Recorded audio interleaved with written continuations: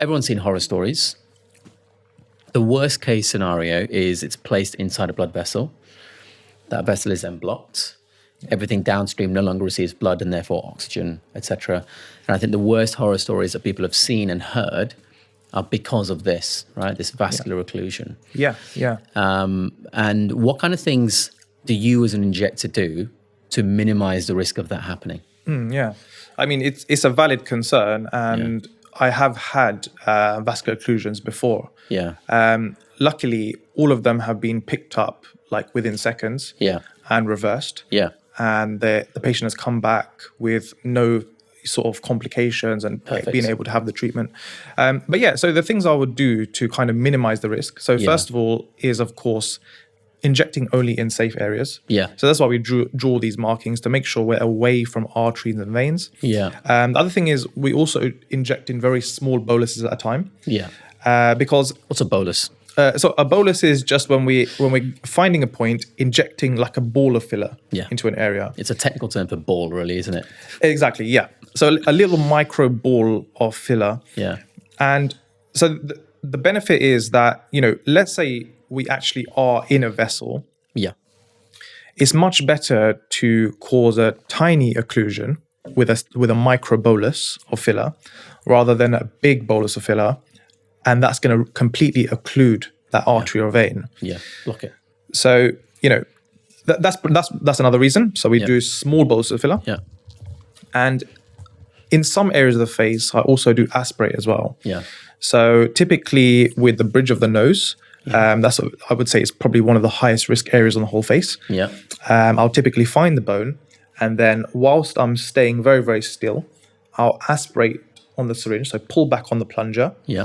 And then that negative pressure should aspirate blood if we are in a vessel. So aspirate means pulling, instead of injecting something into a location, pulling what's in the location into the syringe. So if you put a syringe into a mug of red liquid and you pull back on the plunger, when you pull back on that plunger, you should see red liquid start to fill up the syringe. So it's done in blood vessels to check, am I in a blood vessel? And that's essentially what you're saying, isn't it? Exactly, yeah. And I think that's all you can do to try and prevent occlusions. And I would also say, and you tell me whether you would agree, if a clinician causes a vascular occlusion, i.e. a blood vessel blockage, they could have taken all the safety precautions and done everything perfectly, and that still happened, right?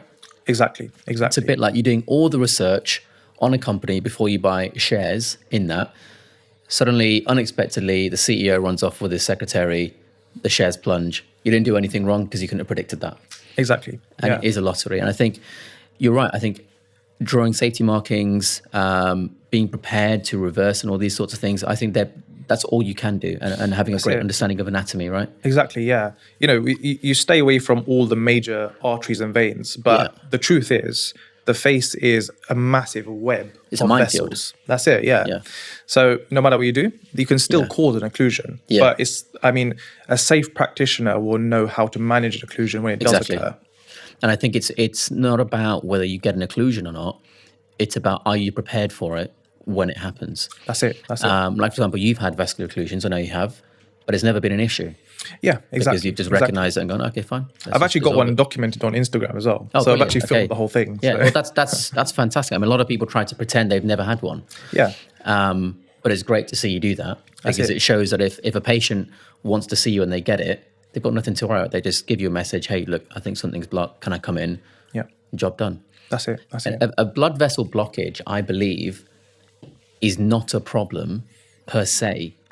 It's a problem if you're left on your own and it's left to progress.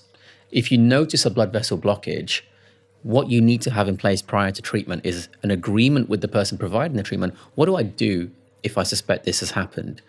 And then if it does, you just carry out what you agreed, and then you're fine.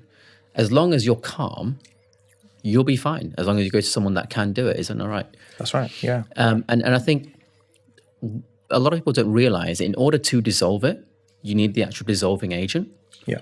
And you can only get that dissolving agent if you have a medical license like us, Mm-hmm. to actually prescribe drugs. Yeah, exactly. And that's why if you go to someone not medically qualified, legally, they can't get a hold of that dissolver. And so I think it's not necessarily that there's greater risk, there's a greater inability to dissolve a vascular occlusion, at least in the UK, if you go to someone who is not medically qualified and therefore can't get that dissolver.